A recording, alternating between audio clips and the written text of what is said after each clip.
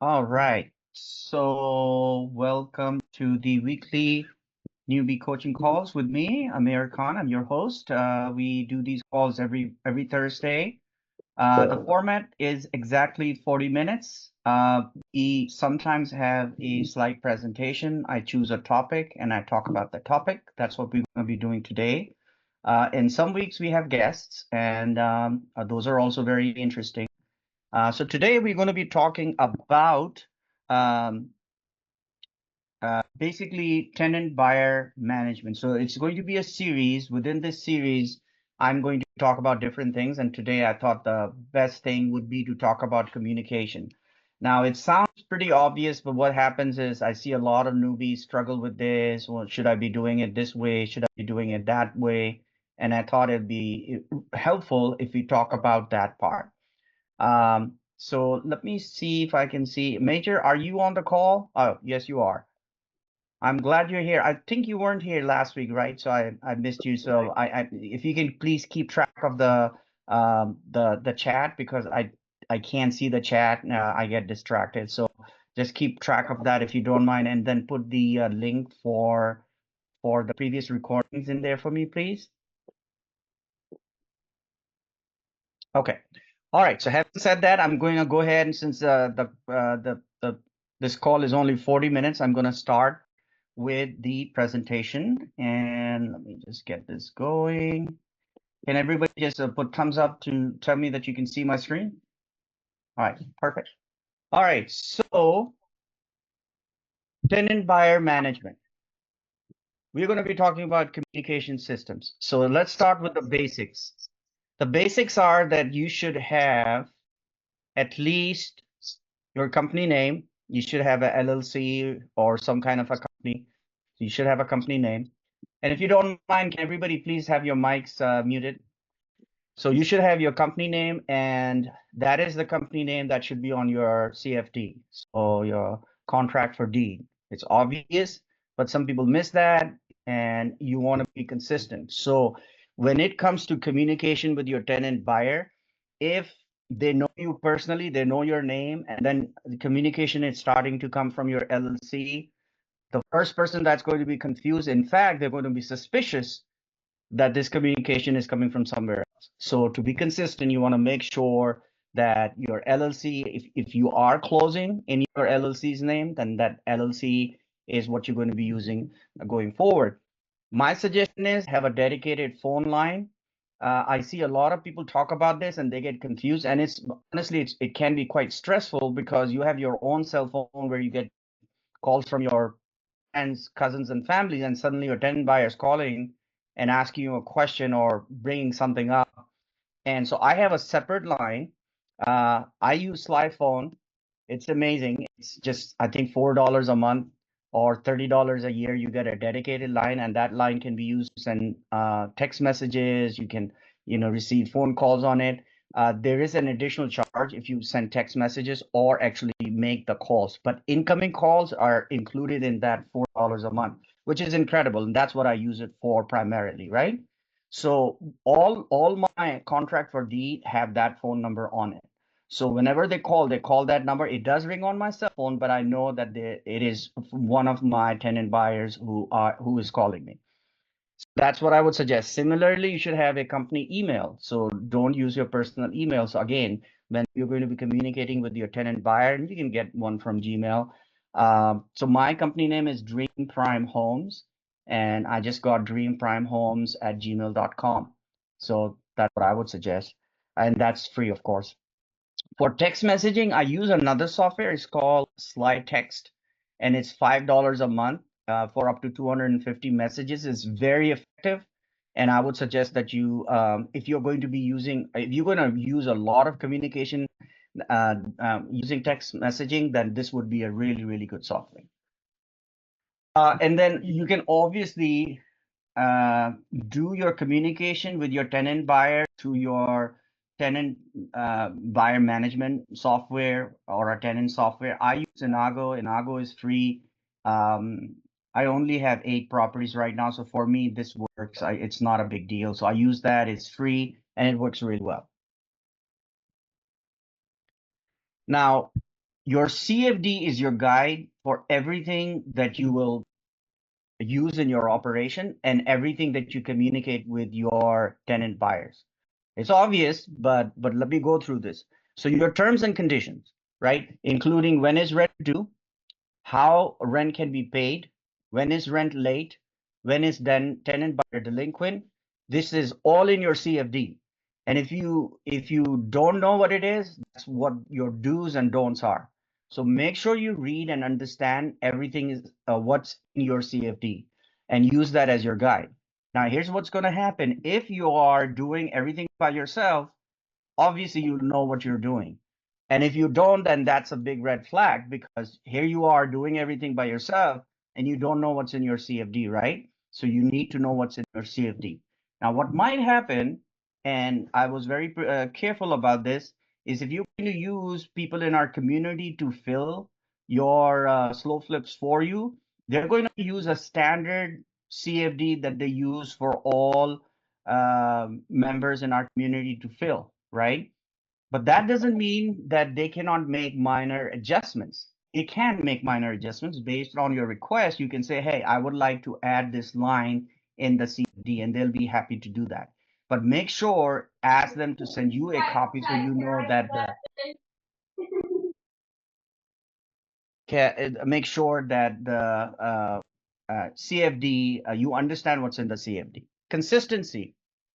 If the CFD states that the rent is due on the first of the month, then all your communication should demand that the rent is paid on the first of the month. Similarly, the late fee applies when the rent is paid after the fifth of the month per CFD. So whatever the CFD says, if the CFD says fourth of the month is after the fourth, fifth will become your late fee applies, then that's what your CFD should say, and that's what you should say. So in other words, do create expectations with your tenant buyers that rent is due on the first per CFD and late fee applies automatically if not paid by the fifth. Again, by your CFD. If your CFD says that, that's what you do. Now, this happens, and it happens quite a bit. Don't send confusing communication where your expectation is not clearly defined. Like you just said, please make sure you pay your rent or we'll apply late fees. Well, it's vague. And guess what? Your tenant buyer will use that as an excuse to abuse the terms and conditions. So make sure that you're consistent and you know what those dates are. How to pay rent. Now, this again, if you're going to use one of the fillers in the community, they have a standard term on it. They will probably just put in your address or email or whatever, right? They won't put anything specific.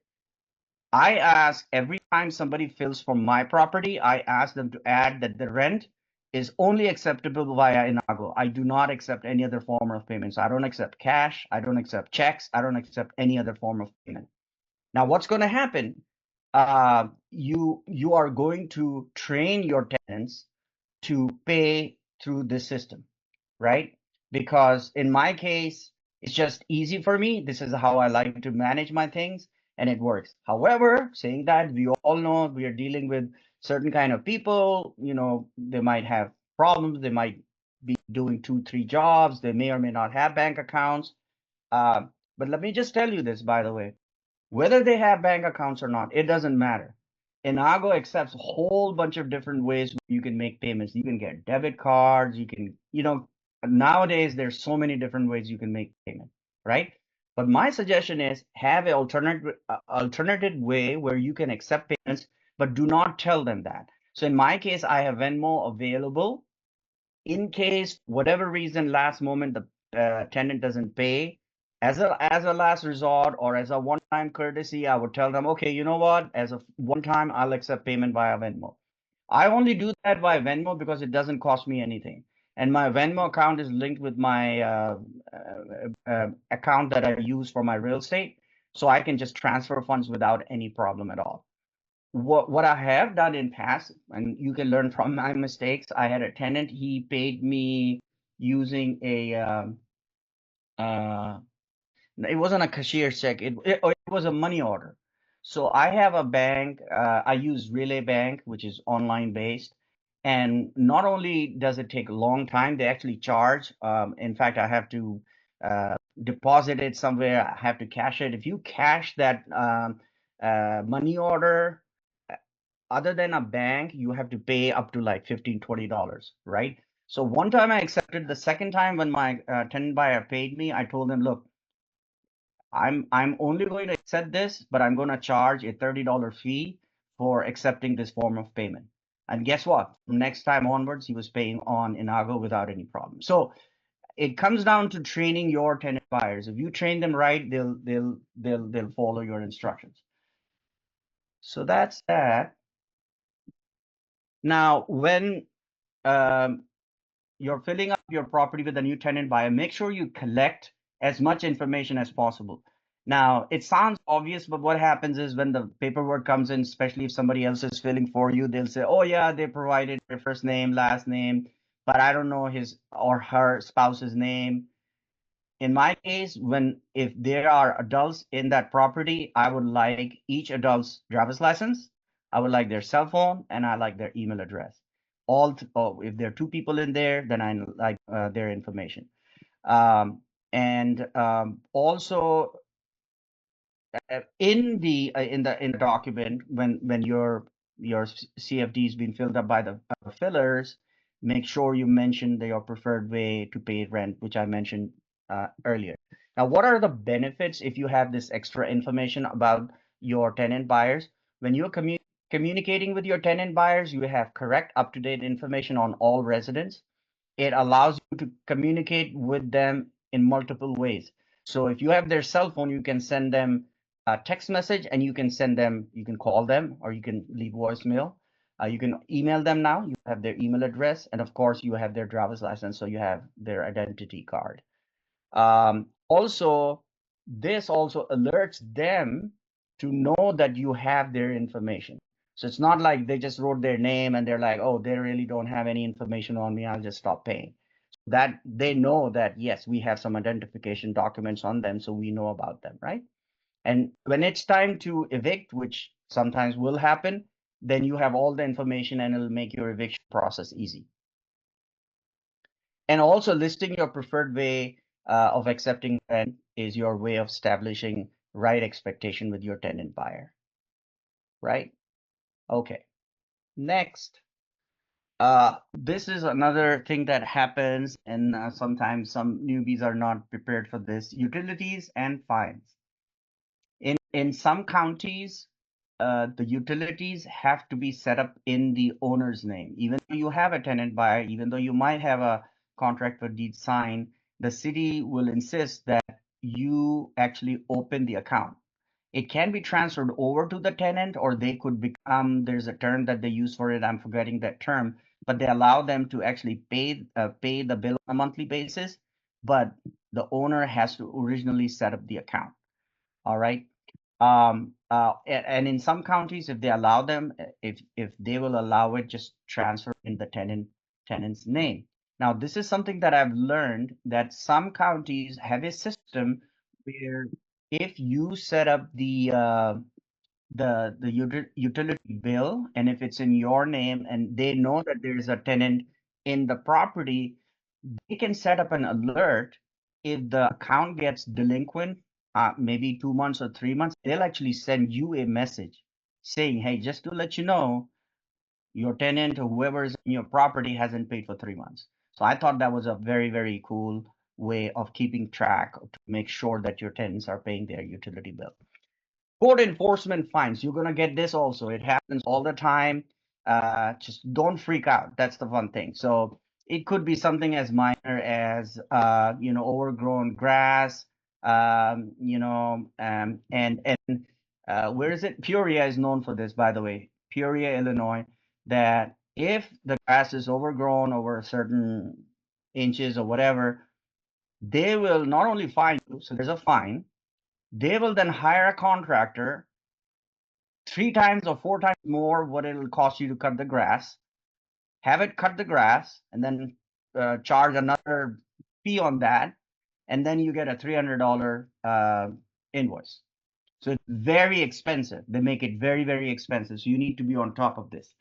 So what I found is if the property is vacant, it takes about maybe 30 to 40 to maybe up to $50. You can get it done. There are different apps through which you can remotely just order a uh, mowing of your lawn. So make sure if it's a vacant property, it is kept clean.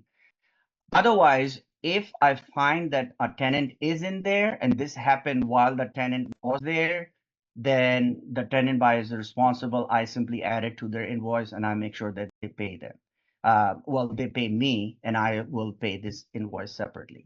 Now, once in a while, you'll get a court enforcement letter that looks very scary. They're all supposed to look very scary. So what I usually do is I just call the city, usually the officer's name is there. If you call them, most of the time I found them to be very helpful. They're very polite. That way you'll know exactly what's going on rather than just jumping to conclusion and getting scared about it. Just call them, they'll tell you what the problem is, how to fix it. It's very straightforward. What you don't want to do is number one, ignore it and not pay those fines, because what happens is, remember, this is the city. They can put liens on the property and they can do a whole bunch of other things. So you don't want that. Um, so what I do is, by the way, since I use Inago has an option within the monthly invoice where you can add an item. So what I do is with my tenant buyer, if I get a fine, I would text them and tell them, hey, I received this. You haven't been cutting your grass and this is your responsibility. So I've added this to your invoice. And so I would text them and then add it to their invoice. And I'll show you in an example so you can see that as well. Late notices. So this is very important. You have to do this.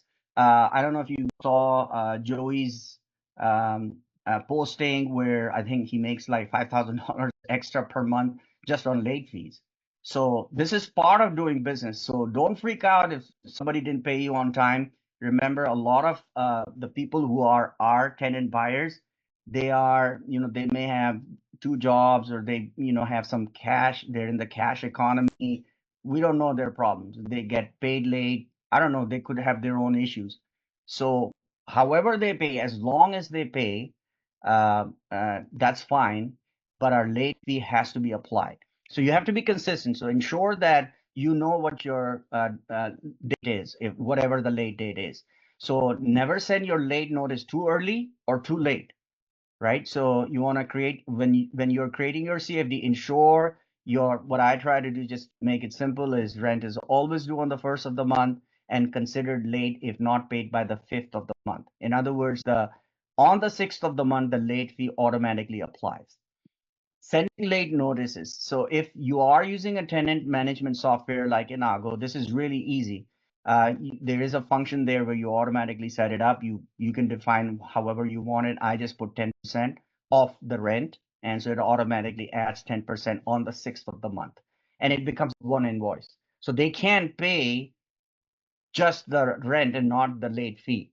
See, it becomes part of the invoice. And by the way, here's another thing some tenants do, some our investors are doing, is that they're allowing, it's entirely up to you. I don't do it that way.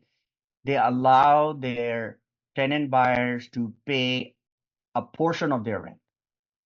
I've learned it the bad way. If you do that, they're going to pay you $300. And so let's say the rent was $800, they paid $300, and then the month ends, and now you're in the second month, so they now owe $800 for this next month, and they still owe you 500 from the last month. You can also not send them late fees. What are you going to send them late notice for? Now, because they paid a portion of it. So now it becomes a headache on understanding of, are they behind? How much are they behind? So I just turned that option off. So in other words, my tenant buyers have to pay the entire invoice. They cannot make prorated payments. So they do sometimes pay late because of that, because they have to get the money. But when they pay everything. And I'll show you actually towards the end how they pay. And like I said, you can set up a late fee in the system. So ensure your late fee corresponds with your CFD. So if your late fee, like I said, whatever is listed in your CFD should be what's in your software. Now, if you're not using tenant management software, you can send it via email. There's nothing wrong with that. Just make note of it. Now, this is the big one. This is very important. it is so important that this can make or break your, in my opinion, make or break your business. Because I see many newbies, what they do is when they get to this stage where they're 10 days late and they're still not doing anything, they're just waiting. So there are many, first of all, this is very important, but there are many benefits of it. So I'm going to go ahead and read this for you. Number one, on most CFDs, you will list that tenant buyer is non-compliant with the CFD if the monthly payment is not received by the 10th of the month, right? So again, rent is due on the 1st, late after the 5th, and by the 10th, if it's not received, you can, pursue that by letting them know that they're not non-compliant. Your CFD should also have a language that states that CFD can be forfeited if the tenant buyer does not make payment to bring the account current within a certain number of days after the non-payment on the 10 days. So in other words, in most cases, it's another 10 days. So on the 10th day, you're going to send them the 10-day notice, which gives them legally another 10 days to bring everything current. All right. Now you should promptly send the tenant buyer notice of forfeiture. This is what it is in Toledo. Notice of forfeiture of land installment contract. That's what they call it in Toledo. And if it's a different terminology based on which county you're in, you have to use that. The 10-day notice, now here's the benefit, and there's the reason. The 10-day notice basically informs your tenant buyer that they are delinquent. So there's a difference, right? Before it was just late. So that's not delinquent. I mean, it's delinquent, but it's a late. They'll say, "Oh, I'll just pay the late fee." This tells them that they're delinquent and they are at risk of losing their home. And you have to tell them that not only that you're going to ask them to vacate the premises. So that all is part of that notice. So the purpose of the 10-day notice is not to evict the tenant buyer, right? The purpose is to remind your tenant buyer of their obligation per CFD, that you are serious in implementing the terms as outlined in the CFD. In most cases, in my experience, I'm not saying it's 100%, but in most cases, if your tenant buyer wants to stay in the property, they will after this notice, they will communicate with you and they will catch up.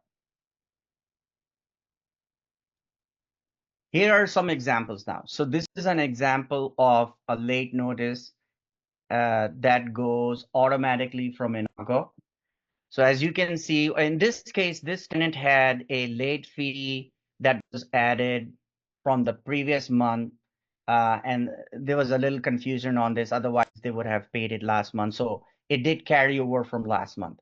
But what I was able to do was I was able to add that late fee plus this month's late fee on the same invoice. So now she could not pay it separately. The only way she had to pay was to pay the entire amount, which was the remaining balance of 1,080.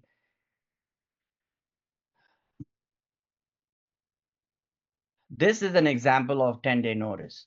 So these are the three things that I do. Let me move this out of the way.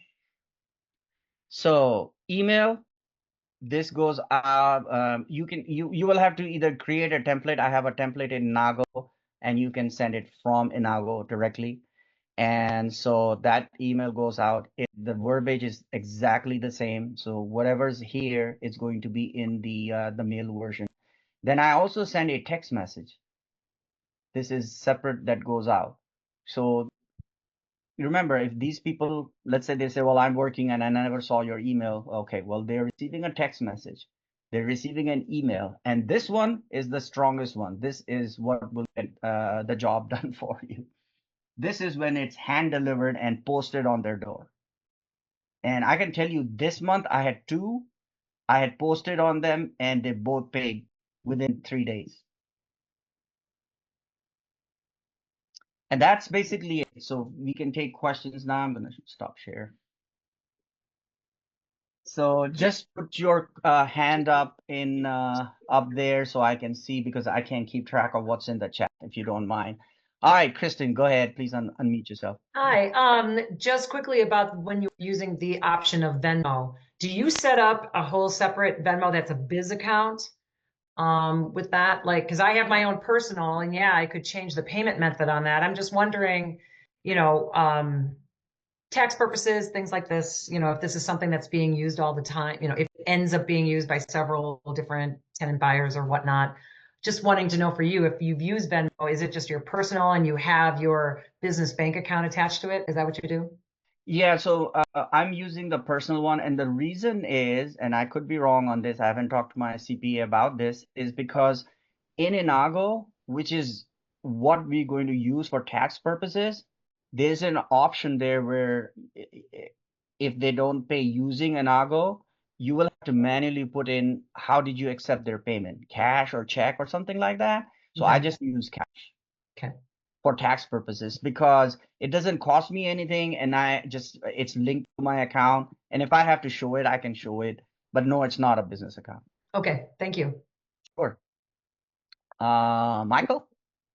Hey, thanks, Amir, for doing this. Question: I'm new to the program. I noticed that the title of your slides was tenant buyer. Are you selling these as rent to owns, or are you selling it as owner financing payments per se? Are you making that difference?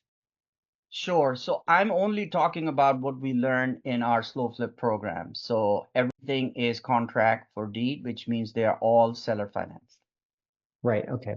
Even though the title on your slide said tenant buyer, I associate the tenant buyer with rent to own lease options because I come from the Ron LeGrand school, and he always talks about tenant buyers with lease options. That's his way of teaching. Thank you. That's Uh, it. sure. Yeah. I think in our community, somebody can correct me, but I think in our community, we use tenant buyer. So, I don't know what other terms would you use. I mean, what would you call them then? Well, a tenant implies a lease. They're a renter, I know, and I we know. don't want to have a lease because we're under landlord rules, right? So then we'll have to So call them buyers then, right? Our buyers. exactly, that's what I would Yeah. think. These are buyers. They're buying on payments. I kind of agree with that, but it's something that we use in our community. So I also try to use a term that everybody understands. But I hear you. I understand what you're saying. Yeah. And now I'm clear with the community. Thank you. Okay, sure. Kari. Hey, Amir. This is Kari and Carlita. We had an appointment with you earlier in the week. We just been kind of missing each other. So Yep, thanks yep, for doing the call real quick. sure. For the I guess at what point do you get the IDs and everything information from the tenants? Did you say at the beginning? When you know the buyers. At what point do you get the ID and email information and everything? So if you're using somebody in the community to fill for you, they will do the paperwork for you. The ID part is part of the paperwork. So I believe it's called um, I forgot the term, but it's just a one-page document that has them acknowledge the condition of the property that it's as is. I think it's called an acknowledgement. Compliance. Compliance. Compliance, yes. Thank you, Sherry. Compliance, and on the compliance, on the very top, they can put their name, email, phone number, and I just ask that they add their driver's license. So in other words, when you get all the paperwork come to you with the down payment, it should be there. So all the information is part of the whole package. Thank you. And do you have can you communicate with us offline to talk about availability so we can try and catch up with you? Yeah, I'll let you know. My schedule is, I run a business also outside my real estate business. So whenever I have time, I'll send you a link to my calendar so you can check whatever is available and check something. How's that? Perfect. Thank you. Sure. Another quick question. Yeah. For the contracts for the, is it just a one pager? Is the contract for the just a one pager? That the, or is there multiple pages here? No, it's a couple of pages. Yeah. It's in if you go in our community, we have a whole there's a pinned section where all the documents are. So for some states and counties, we have templates, but it's highly recommended that you take responsibility for everything that you're doing. Don't just take my word for anything, even whatever I'm presenting, because I'm not a lawyer, right? I'm not a CPA. So what I'm doing is what I think is correct for my business. So if you're going to do something, Make sure you have a contract for deed that is legal in the state and county that you're going to be buying in. So do your own research, make sure you do your own due diligence. So yes, a contract will, it's a couple of pages. It's not just 1 or 2 pages. Okay. All right. Thank you. Sure. Hi, Cherie. Hey there. Good to finally be here live. Sure. So I do use Inago, and I do have it set up for them to automatically send out the late notices. Now, the one that you put on the door, you are hiring someone to do that, right? Correct. Okay. Just want to make sure I'm on the right page because Yeah, that's what I'm doing. So I know in Buildium, I think there's an option where for a fee you can actually send a letter, right? But the letter is different. Letter is it's in the mailbox. So you can hire a boots on the ground through our, the pin document where we have Yeah. the list of boots on the ground. Most of Yeah. them will actually do this as a service for Yeah. about $50 or something like Right. that. Right. Here's what I look at the value.